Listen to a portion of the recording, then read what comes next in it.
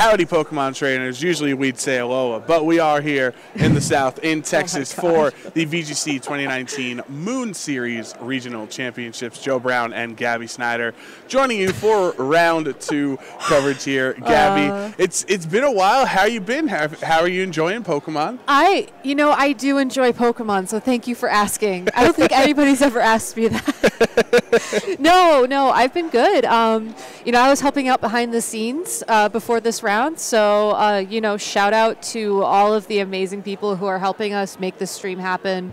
I don't know if they said this earlier, so forgive me if I'm repeating myself, but Gaming Generations has an incredible setup that they let us use in terms of the stage, the actual capture card that we use. They have amazing retro consoles out in the hall as well. So shout outs to them, and shout outs for Pokemon as well. It's kind of weird, but like having the table cover and then having the backdrop and stuff just makes things feel that much more awesome. Pro. So seriously, guys, thank you so much. And if you like this setup, make sure to let Pokemon know as well, because it's really cool that they're doing this for us this year. Yeah. But that aside, it is round 2. It is the first regional of the Moon Series, and we do have an amazing match coming up to feature. Yes. So we have Stephen Mia and Justin Burns, so 2 of the top players within North America, and 2 players that have been performing well recently, obviously throughout the last couple of years, but especially Justin Burns from, I guess, July through November tirade that he's had recently. Tirade's a good word for it, and you have to, remember that he's basically kept up that tirade throughout 2 different formats. Right, which is the so hard to do. end of last year's format and then the Sun Series format. So you got to wonder if he's going to carry that momentum in with him to the Moon Series. Battle spot rules for it went up, a couple weeks ago, maybe? I think 2 weeks. So yeah. People haven't really had a lot of time to test and train beyond what they can theorize on paper and with their friends and what have you. So I'm really excited to see what these trainers have come up with. I've gotten some sneak peeks from people's teams. There is one of my most favorite Pokemon making a return. Couldn't feature him on stream this round, but hopefully later on. Hopefully. But it's just so exciting. I think one of the things that the Moon Series sort of improves on from the Sun Series is the fact that we have Z-moves back again, which means that things are a little bit faster paced, Agreed. All right, that wasn't the response I was expecting, but okay. Yeah, I appreciate that. We can do that. I appreciate having obviously Z-moves are one of those divisive mechanics in the game that my Gigavolt Havoc went into a Landorus in 2018, and oh my God. It's your Hydro Vortex one-shot me, sometimes it feels like it can be it's tough to use them, but I love that they exist, especially in a powerhouse format. Yes. With the restricteds. Yes. Because you just go all in, like we saw Wolf with his Hydro Vortex Palkia last round. It makes these Z moves, in my opinion, they make the already viable Pokemon more viable. So Kartana can run 3 Z moves. You got Palkia now. You got Lunala, Solgaleo, all these things that it's now these Pokemon that were kind of stuck in between what item they wanted to choose now have their choice because Z moves are back. Yeah, and you also have to remember too that a lot of these Z moves give us a lot of really interesting options in terms of knockouts and whatnot. I was doing some calcs a couple of weeks ago around when Battle Spot went up, and hold on, I can do this. Malicious Moonraising Maelstrom. Maelstrom. There we go. I have to pause because if I say it too fast, it just kind of turns into yeah. And it's not fun for me. Triple but I'm sure M. It's, yeah. But anyways, that Lunala, if you run it with enough offense, it can knock out a decent chunk of the metagame. Mostly, I'm pretty sure any Pokemon that isn't an Incineroar will take at least 70 to 80, unless they're severely bulky. But I one-hit a Kyogre in the midseason yesterday. Oh, you did? That as my Z move. Oh my God! I lost, but I got the win because I got that. So even though I lost the round, I won the battle there, or however that phrase goes. You lost the battle, but you won the war. Exactly. There you go. Speaking of players who win a lot, Justin Burns Not us. and Stephen Mia are on screen. Justin, I remember I was talking with him yesterday. He said it was only like a 5-hour drive for him to get to Dallas. And that's nice. Right, it must be nice. And Stephen was up from New Jersey, so he had to fly in. Took a little bit longer, but I don't know what else we can say. Stephen, a day 2 Worlds competitor, obviously is one of the best players in North America. Always topping the CP charts, always in that extra highlighted bold green section on the CP charts because he goes to so many events and he's so effective at all of them. So it just seems like even if you don't talk to him by the end of Swiss, you're like, oh yeah, that's right, like Mia's in Top Cut. Yeah, so I gotta ask, I mean, you mentioned talking to him yesterday. Were they both in the mid-season then? No, because they arrived later. So. No worries. Yeah, I didn't get to. That was like not a main factor, but a reason I did join was see, maybe I'll know some teams that are going on. But I did not face either of these teams because I know I didn't see a Charizard in the midseason yesterday. So let's get into it, Gabby. Round 2, Justin Burns and Stephen Mia here at the 2019 Dallas Regional Championships. Justin with the team of Xerneas, Groudon, Tapu Koko, Incineroar, Kartana, and everybody's favorite Generation 1 starter, Charizard. Yes, I'm calling you all out. Charizard's the best. Versus Stephen Mia, Incineroar, Tornadus, Kyogre, Amoonguss, Kartana of his own, and also a Xerneas. Yeah, so it looks like Steven's going with almost I don't want to say it's a carbon copy because there must be a Z-move somewhere on this team of a Riley Factura's team that did really well sort of consistently throughout the format for Sun Series. That Tornadus gets access to moves like Taunt and Tailwind, which are amazing when you're trying to stop Pokemon like, I don't know, Xerneas, kind of a threat. And it just, the synergy works really well in terms of getting that speed boost. Tornadus then usually gets knocked out a turn or two after, most known to carry that Focus Sash item. And then you can send something in that can just do heavy hits and sort of wear your opponent down. Justin, I really do like how he's sort of put his own spin on like a similar formatted team. The Groudon instead of the Kyogre both have Xerneas, both have the Incineroar and Kartana, which are, I think, essential Pokemon for this format. But I think the Charizard is what I'm most interested in because I believe Charizard can learn Tailwind. Right. No one ever runs it, yeah, but that could have been his, like, sort of, let's say sun-themed twist on the Tornadus that is on the more, rain-flavored version of this team. So I'm excited. It's been forever since I've seen a Charizard, out in play. I hope we get to see him here in Game 1. Hopefully that happens. But for now, we don't have him on screen. Justin Burns on the bottom of your screen with Tapu Koko and Incineroar, and Stephen Mia on top with a Xerneas and Incineroar lead. So we even have the Incineroars on the same side mirroring each other with their Intimidates and potential fake outs and whatever Incineroars like to do on turn 1. I mean, in this kind of setup where the Xerneas obviously threatens the Geomancy, which everybody should be afraid of because it's still that scary in the Moon format, the Tapu Koko actually, if you run it with the Electric Crystal in electric terrain with Thunderbolt, there is a very high likelihood that will knock out a Xerneas that isn't heavily specially defensive invested. So it's definitely something that could threaten the Xerneas, and I think that's going to force Steven to either switch or fake out that spot, or both is probably what I would stick with. But, this is turn 1 of Game 1. They don't really know each other's teams yet, presumably. So if I had to guess, we're going to see a very slow start here, maybe some protects as these trainers sort of start feeling each other out. They also have to figure out which of their Incineroars is faster. So throughout the set, they know if we're both in on the same turn, will my fake out beat the opposing fake out? But no fake outs at all, actually. Actually, Justin's Incineroar faked out the protecting Xerneas. Oh, right. There we go. Thank you.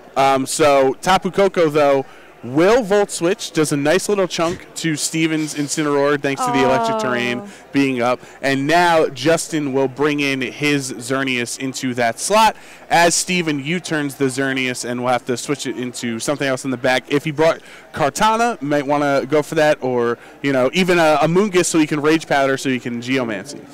Yeah, it's going to be up to Justin how he wants to try and sort of answer the threat of this Kyogre. I really like that switch from Steven. Presumably if this is like Riley Factora's team, that Kyogre has Choice Scarf. It's going to go for something like a Water Spout. That's going to be, very strong against the Incineroar and the Xerneas because it has not gotten its special defense boost up yet.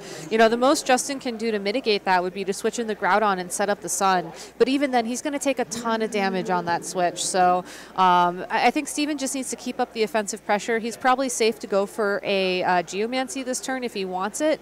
And if he's able to get both that Water Spout and the Geomancy this turn, I think Justin's going to have a really hard time sort of answering that as this game progresses. Right, and it seems like both trainers could go for the Geomancy on this turn, but Steven will actually Water Spout in the Sun thanks to Groudon being brought onto the field, and look how much damage it does because of the critical hit, so bringing it down to well under half of its HP remaining. Steven's Xerneas, as of right now, went first. Doesn't necessarily mean it is faster. They could obviously have the same base speed, so it might be a tie in that. We'll find out next turn, but he will increase his special attack, special defense, and speed by 2 stages here on this turn. And then Justin just say, anything you can do, I can do. Well, exactly the same, not better, because they'll both get +2.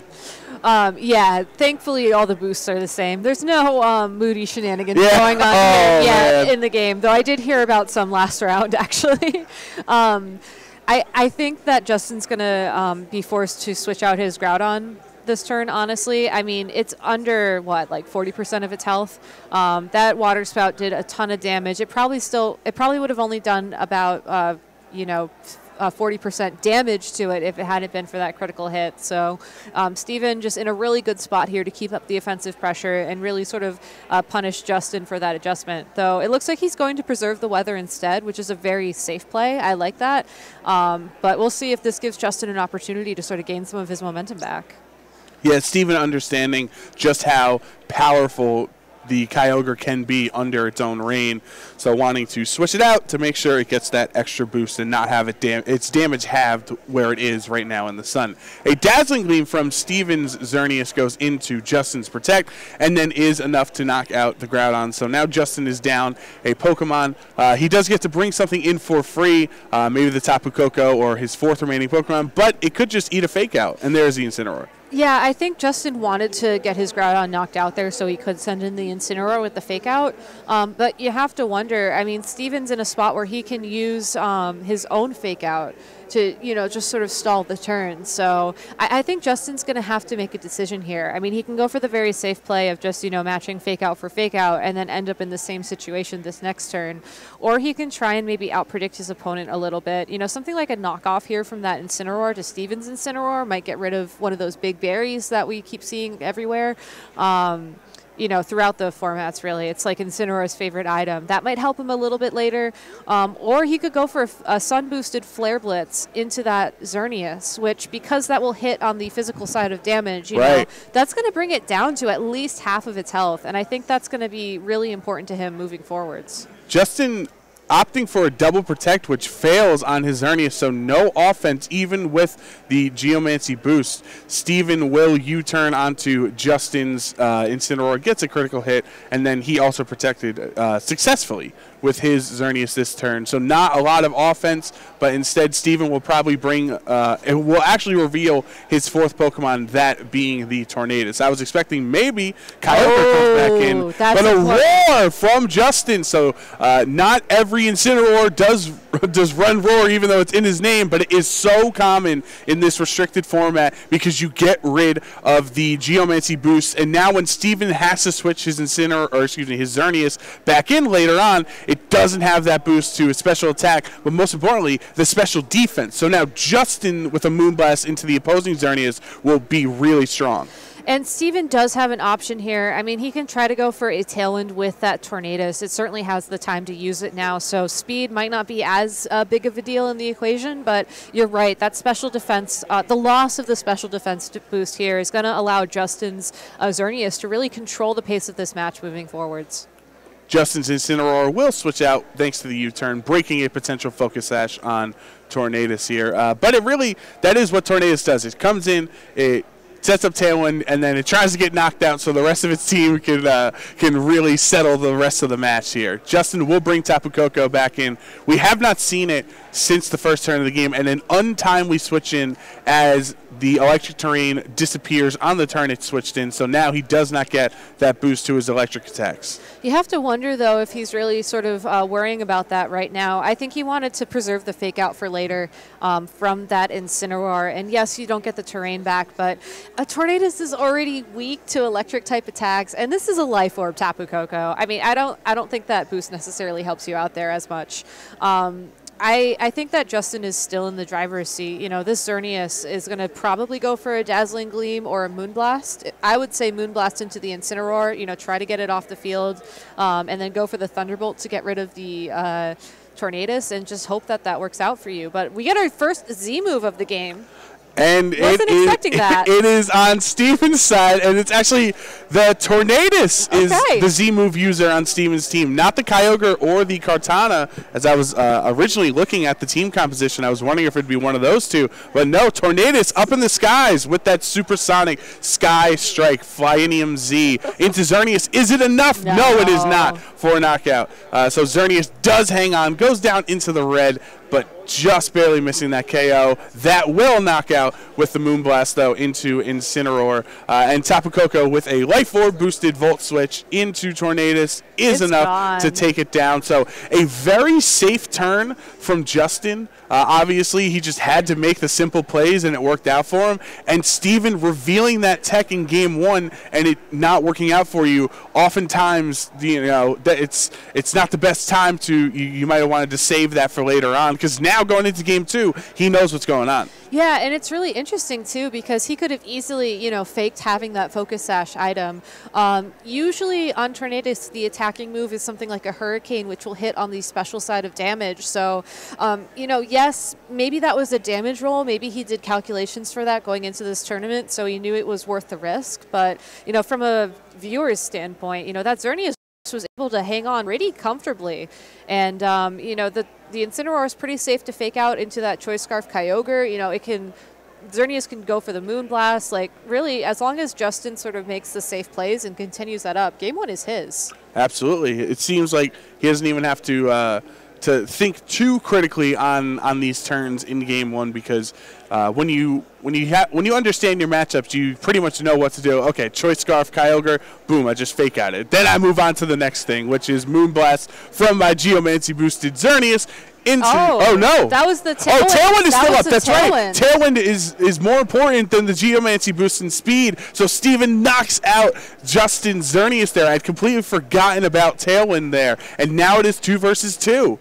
It is. That's going to be an interesting thing to remember moving forwards. You know, I think Justin was counting on the fact that the Roar would be enough to sort of remove the threat of the Xerneas from the field. But, you know, yeah, Kyogre took a little bit of damage, but it can certainly go for that Water Spout this turn. And looking at the damage onto the Incineroar and the Tapu Koko already, that actually will be enough to knock it out. And, you know, props to Steven.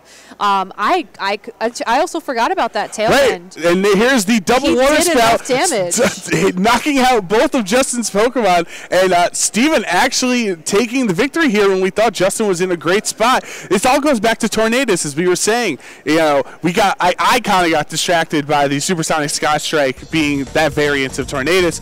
I had completely misremembered that what it did before was set up Tailwind. So, and we remember when we talked, like, Tornadus likes to set up Tailwind and then get knocked out so the rest of its team can sweep through, and that's exactly what Steven did. Yeah, I would be curious, like, I mean, to have a calculator and to go through and to see if the Z move was actually needed there to put Xerneas into Moonblast KO range, because if so, you know, Steven was able to keep a calm mind and, you know, work through the game and find his win condition. So props to him. That was really well managed overall. I think going into Game 2, you know, obviously he won Game 1, but it was pretty darn close. So I think he's going to have to play a little bit more carefully. He knows about the Roar on that Incineroar from Justin's side of the field. I doubt he's going to let himself get put into that position again, especially since he does have the Kyogre that heavily threatens that Incineroar. We might see a little bit more weather play come in this game. You know, I feel like Justin's going to try to preserve that Groudon a bit more, knowing that this is kind of how this game's going to play out. But overall, I think that both these trainers are really like neck and neck. So I'm really excited to see the adjustments that they're going to be making. Absolutely, two of the best players in North America, and you can see just how tight that match was, and you understand why there is that upper echelon, of competitive Pokemon that these players reach, and it's so exciting to watch because I can't even fathom being at that level of competitiveness. I know, right? But still, it really goes to show just how much of this preparation I think was done before the tournament. Right. You do have to be familiar with these kind of damage calcs in these kind of situations, because otherwise, if you sort of lose your cool and you forget something, then it really just makes it that much harder to, find your win condition and lock onto it. We will have a double Incineroar again in Game 2 as Justin Burns leads Incineroar Tapu Koko, and the same lead for Steven as he had in Game 1 with Incineroar and Xerneas. I think they're both using the same leads. That's actually. right, yeah, because Koko Volt switched out on turn 1. Yes, it did. So, Game 1, we saw the fake out go into the protecting Xerneas, which is something I think Justin's going to have to respect. He could try to go for a Roar here if he wanted to, but then if the opposing Incineroar goes into it, that might be a problem. As far as I could tell from the Intimidates, when the Incineroars were sent out onto the field, which can be used to determine speed, Justin's Incineroar did move first with that, so I think he might feel pretty confident that he can out-fake out the opposing fake-outer. That's what we talked about in Game 1. Understanding which Incineroar was faster so you could fake out, so he wouldn't be able to fake out that turn. Thunderbolt from Tapu Koko bringing Steven Xerneas down to under 50% of its HP, but he will go for the Geomancy here, getting that special attack, special defense, and speed increased by 2 stages. He's already at half health, though, so Justin might not even need to go for the Roar this time because of how low Xerneas is. I'm not sure, honestly. I think the interesting thing I saw from that turn was that Steven didn't go for a fake out. We saw his Incineroar flinch last, so that might have been an attempt to U-turn again like we saw him do in Game 1. Though I really like the switch from the Protected Geomancy because then this happens and this is scary. Yeah, Tapu Koko goes down. Incineroar is hit with a neutral Dazzling Gleam, so it will stick around. Steven will U-turn out with his Incineroar, bringing in potentially the Kyogre, or have the Tornadus again. Might as well, since it has the Z move. It does have some offensive power, and there is the Tornadus here. So he doesn't even need to worry at this second to set up Tailwind, but Justin will go for the Roar again. It seems like, he was not afraid of getting knocked out on that turn and was safely roaring Steven's Xerneas out into Incineroar. I don't know. Maybe Steven's okay with it. I mean, going strictly by the damage calculations, you have to remember that Incineroar has been intimidated. It was only once at the beginning of that turn, but now it's again because of Roar. I don't think that a Flare Blitz would have knocked out Xerneas comfortably, given the fact that there was that Intimidate. So I liked the Roar play from Justin, but honestly, I think Steven sort of accepted that as okay, and I think he decided that the more important thing for him that turn was to remove the Tapu Koko so that, that Kyogre won't be fake out Thunderbolted into oblivion when it does come in. And Tornadus is weak to Koko. It is too, yes. So removing that from the field, I think, just gives him a lot more mobility in terms of how he plays the rest of this game. That being said, I think the Tailwind play also is going to be good here because Justin has his Xerneas out on the field, and barring a taunt or something from that Tornadus, it can attempt a Geomancy. A fake-out Tailwind seems like a very simple play that trainers will often go for just because it's so effective. And let's see if that is what's going to happen here in Game 2. Xerneas will protect, so no Geomancy, no Moonblast, nothing. Just wants to play it safe, wants to eat this fake-out, which is exactly what Steven goes for. And then the Tailwind from Tornadus here. So thanks to Groudon switching in, Justin isn't going to be able to get any attacks off this turn, but now the Incineroar can go for a Sun-boosted Flare Blitz into Xerneas. Tornadus can use the Supersonic Sky Strike, double targeted, and it just protected, so its odds of getting a double protect are very slim. Yeah, it's very slim indeed. I really think that you have to play safe like that here. I think Steven, yes, he didn't do any damage, and this turn might be a little bit slow in comparison, but when that Xerneas does come in, when that Kyogre does take the field, it doesn't have to worry about the potential of this Geomancy Xerneas, which honestly he could still stop. While the Supersonic Sky Strike would do a nice amount of damage, if he did have something like Taunt, that would definitely shut down that Geomancy. So what I'm wondering is if the Supersonic Sky Strike without the Geomancy boost in special defense plus a Sun boosted Flare Blitz is enough to knock out this Xerneas, and we'll see what he targets into. And I think we're going to find out this there turn. it is. Yeah, I think we're going to find out if Steven has done his homework and brought his calculator out, knowing what will happen. Ooh. Brings it. Absolutely. Okay. Yeah. That double target will take down the Xerneas, and Justin is just losing Pokemon at a very fast rate that Steven is taking advantage of right now. That's why I was saying that Steven wasn't even upset about the roar. Exactly. Because it got him into this position for Fake Out Tailwind and then Supersonic Sky Strike Flare Blitz. Yes, and now the best thing for Steven, which is not great for Justin, is once one of these Pokemon gets knocked out, Kyogre comes in. Kyogre is fast. Right. These are ground and fire type Pokemon. Not going to end well, and I think we see that reflected in the forfeit from Justin right now. So really well played by Steven. I liked how he adjusted to game one. I think that he took something that was very close and decided to just take that information and really use it to his advantage going into game two. Yeah, I think if Justin wants his Groudon to avoid Kyogre's water attacks, he's gonna have to wait a couple more months for Primal Reversion. Then he can switch it in whenever he wants. I know. I honestly haven't even begun to look at the Ultra metagames, so I'll just save that one for when I'm still trying to figure out this metagame, I know, right? I know, but I really do like the Kyogre Xerneas core. I think that it's something that a lot of trainers have been a little bit hesitant about going into Moon because, we saw it so much in Sun. Like, it's going to be something that everybody sort of has a game plan for. But I think Steven just kind of showed us, hey, I know my team. I know my matchup. I know what I need to do. And that's really the most important thing when you choose a team going into a regional. You want to have that knowledge. You want to know those damage calcs. You want to know how to play it. And then at that point, it's just, okay, what team am I facing? Like, how am I going to do against it? Kind of thing, which is really the best, I think, preparation you can have going into an event. Yeah, I'm sure these players know their teams ins and out, especially at that level. And since he is using a very popular archetype that also did win a regional in the Sun series, so he understands how to deal with opposing Xerneas. Yeah, I really want to hear more from him, honestly, about not just sort of how he played that match and the Roar and the Xerneas, but that Supersonic Sky Strike as well. So I think we're going to pull him aside for an interview. So we're going to take a quick break, get that all set up, and we'll be right back.